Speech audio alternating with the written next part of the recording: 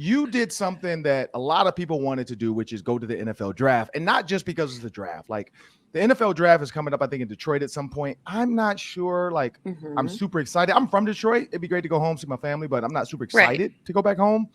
But Vegas, you got to go to Vegas and cover the NFL draft. How was that experience? Well, it was amazing. It's actually been my second NFL draft. I was working in Nashville for the Fox affiliate when we played, or excuse me, when the Nashville hosted the NFL draft, and it was a spectacle. And I'm with you. Like, I've never been to Detroit, so I have no idea what it's going to look like. But I think the most surprising part for me was that there was only, 21 guys that were at the draft. And if we're talking like some of the highest draft picks are choosing to stay home, if they don't even go to Vegas, I worry down the line for smaller cities or cities that may not have as much of a star pull as we're thinking. But to your point, Vegas was really, really cool. I mean, the ability for the NFL to just like infiltrate an area and take over a city for a few days is amazing. There were so many fans, so many people who were there for the draft, obviously. The stage was beautiful. Like, they spend weeks putting it together. I mean, down to like, dressing Caesar up in like an NFL t-shirt and having him like wearing like the flag and stuff, like the statue outside of Caesar. So, I mean, they think of everything, all the details, all the signage. So it's just an absolute like experience. And then there's also the draft, like it's kind of like that's like the back burner sometimes, right? It's like Vegas. Hey, it's the draft. We still got to see these guys get drafted. But looking at the draft is done. What player that the Vikings drafted, either one, you have a great story about because you've interviewed them. I know you interview most of the guys. You've seen them out there. Or two, you're just excited to see them, not so much in preseason, but in live game action.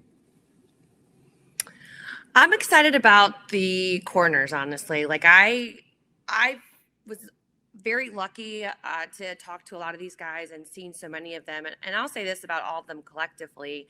I think there might be one or two that I haven't had a chance to speak to. Just really solid guys there. I mean, you saw them the other day, Ron, too. Like, they just seem like really solid guys who have a good head on their shoulders, who are really excited to come in here and feel very lucky to be here. A guy like a Caleb Evans, I think, is kind of like an underrated guy. New age corner, he's got the length and the range, and I'm excited to see how that can maybe translate now that he's like alongside his idol in life, Patrick Peterson. The kid just gets it. I'm excited about Brian Asamoah. I know the special teams coordinator, Matt Daniels, here is also very excited about Brian Asamoah and his ability to be a day one contributor on special teams. But also just because he's a guy that can go in and learn alongside Jordan Hicks and Eric Kendricks. And you've got a lot of these veterans that are able to really bring these guys within the fold. And just the smiles and the laughter around here has been contagious. It's so cliche to say like this whole fresh start. That's what we keep hearing. Like, you're on shows that say new era, like all that kind of stuff feels a little cliche. But honestly, like, there is that feeling. So I don't feel like disingenuous saying that all the time. And you've been around last year. So you were around the organization last year. We were both there. And now with this new organization, one, it is a big difference when COVID is lifted. I think that's a big part of it too. Like the past 2 years of covering the NFL have been extremely stressful. I'd say with tests and, not being able to be around certain people, concern. Like when I saw the rookies and you brought that up, I was like, I didn't really say anything. I knew a Sezzi, so it was like, you're a Gopher. I can talk to you. I had already interviewed Louis Seen, but like Brian Asamoah, I didn't know him. And he later, I don't know if you saw that, he later was like, oh, so we can talk now? And I was just like, oh, I was like, my bad, man. I was like, I just didn't know what the rules are for people you don't know. Like, it was so different. Yeah. And so when you say that, what's been the biggest like vibe difference in the office space? Because you're in the office spaces, you're in it right now. What's the biggest vibe? I mean, as they would say in TikTok, the vibe check. What's the vibe check? The vibes, yep. Yeah, the vibe check. That is good. I'm not saying this negatively towards anyone who was previously here. I just, and a lot of that, I think for me, had to do with COVID. I didn't get to know the staff as well. I didn't get to know the players as well because of COVID coming in here. Everything was very different. And right now it's, we all know back in December, there was a little bit more leniency, and then the pandemic, the rules kind of slid, and the NFL's allowing people to be around each other and whatnot. And so that's really helped, I think, the atmosphere here. As far as, these coaches and players go, especially with the coaching staff, like they'll talk to anybody, which is fantastic. Like they'll answer your questions. They want to know who you are. They want to know your name. They want to know what you do, where you work. And it reminds me a lot of like if everybody was to like start a company tomorrow and like most of the people or a huge population joins and there's like, you're not the new person anymore. And so you understand, at least from my perspective, what they're going through. But then I'm also like, wow, y'all are new to me. I'm new to you. Like this is kind of like a neat playing field for me, at least.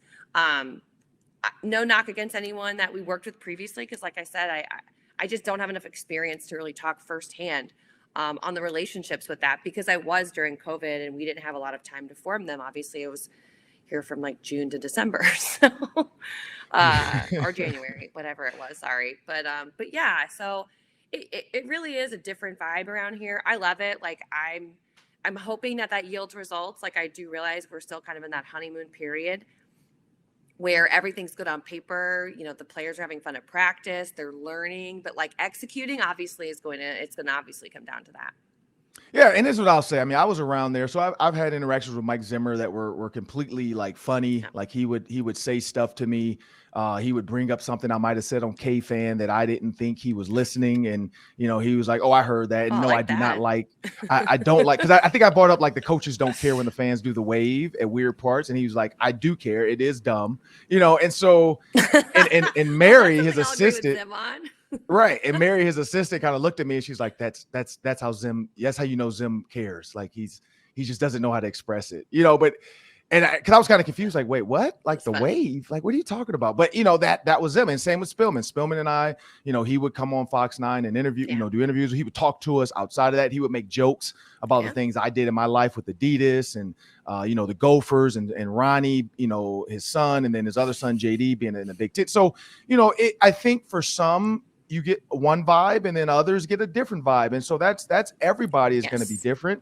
And we had Roy Williams on, former Cowboy, and he said Mike Zimmer was great. And then when he became a head coach, like everything's on your shoulders. So I think we forgot that too. Like you can be fun loving and cool when you're the coordinator, but when you're the head coach, every single decision matters and every single decision comes down to you. And then this whole COVID thing, I think, created tension between people. And so, Tatum, I want to bring up something because for some people that don't know, I heard the y'all come out, and so Did I say that? Oh yeah, you're an LSU grad. You and Hobie Artigue both went to LSU, but there's a lot of LSU connections here now. I know Derek Stingley. We were hoping that would be another LSU guy, but you add in Ed Ingram, you have Patrick Peterson. Daniil Hunter. So when you look at that kind of LSU connection, and then of course you still got Clemson, you got some South schools, that are now Missouri. That's kind of Southish. What is one thing about technically? What is one thing about it's the Mason-Dixon line? What is one thing? I mean, I guess they're in the SEC, right? So yeah. Well, no, I think they're in the ACC. Nah, they're in the SEC. They have Clemson. Oh, Missouri is. Yeah, no, I'm sorry. I was thinking Clemson. Oh, so Missouri. I thought you were talking about. Okay, sorry. But yeah, Missouri. Yes, Missouri did go from the Big 12 to the SEC.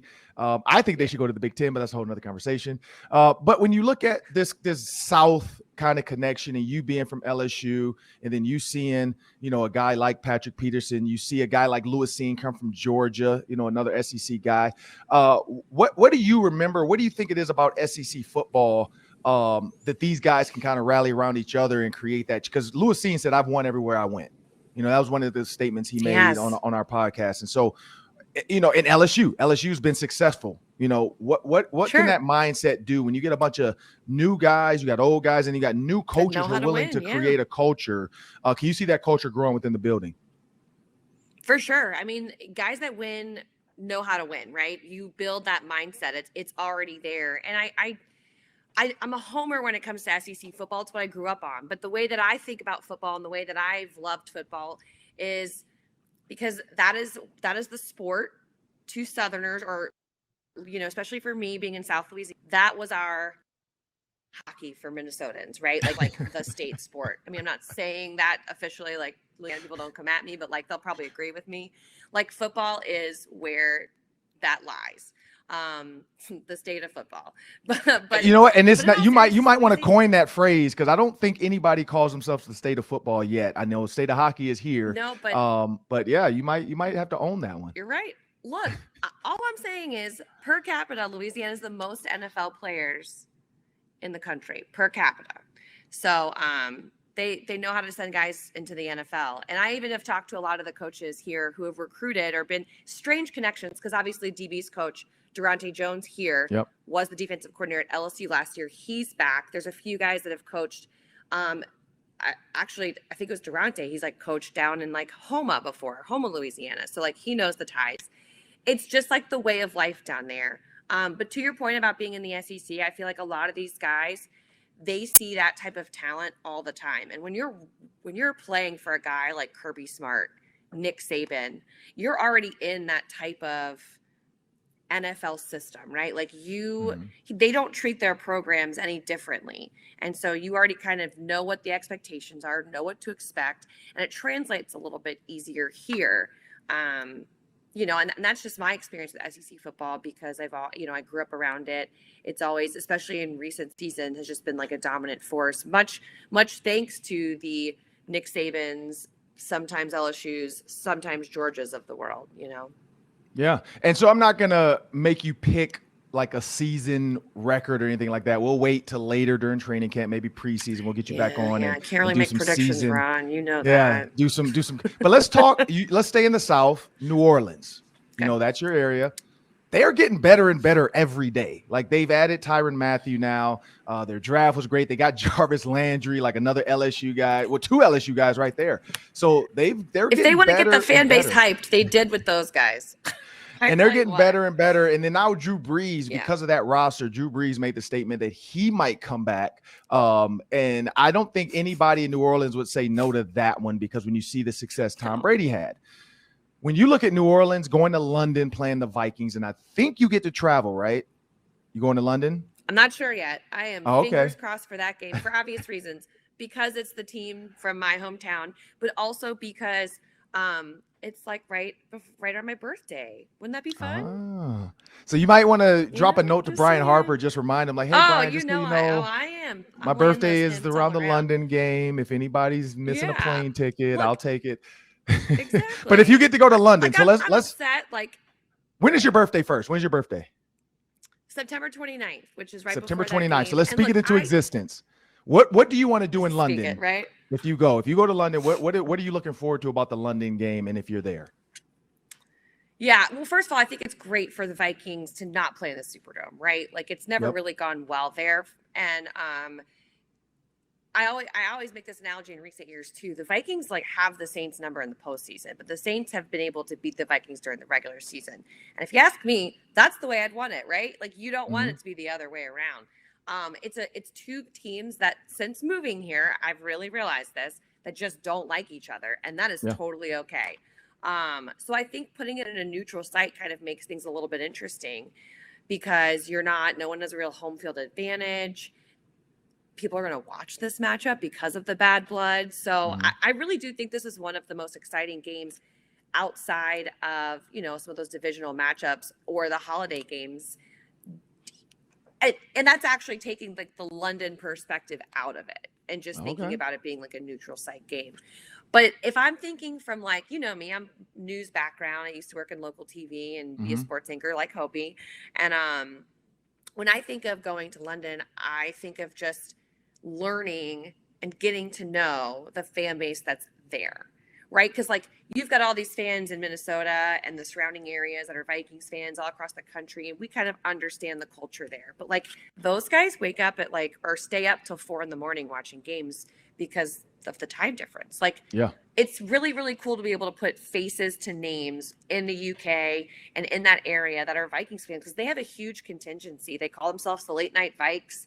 They have like coffee mugs with the stuff on it because they have to drink their tea while watching it, right? Because it's like obviously super late at night, early in the morning. And so, I mean, that's what's really cool. I think that telling those stories and understanding those people to just help Vikings fans know that like globally there's this connection. I think that's actually pretty cool. Well, hopefully we can get some fans out there to tweet to the Vikings. Tatum's birthday present is going to be getting her to London.